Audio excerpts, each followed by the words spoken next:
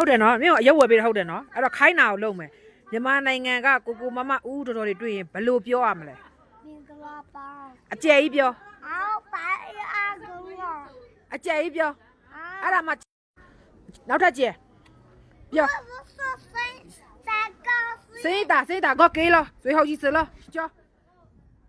မင်္ဂလာပါပါ哎等一下休息ပြော我休息ကိုမမတွေတွေ့ရင်ဘယ်လိုပြောရမလဲ我休息好သူမောတယ်တဲ့သူအနားယူမယ်တဲ့ဟုတ်လားပြောဘာမှအနာအဲ့ဆိုပေးအဲ့ဒါငါတော့ပြန်ပေးမယ်ဒါလိုချင်ပြော我问我ပြောဟွာလုံးမှာနော်ပြော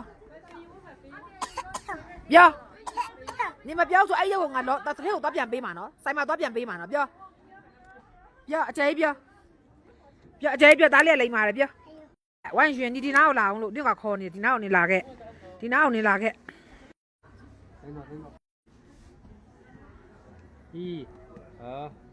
အယုတ်ရတဲ့မျက်နာလေကြည့်လိုက်အယုတ်ရတဲ့မျက်နာလေမတည်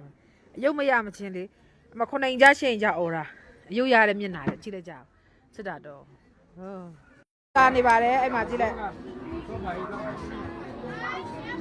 多少？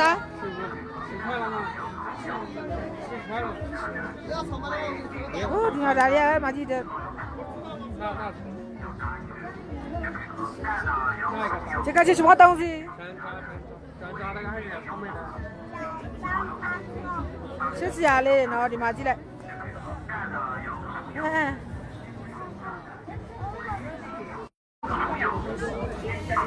现在吃了吗？王轩？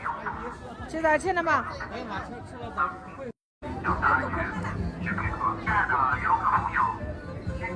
初中人来了，阿公发的，这点钟啊。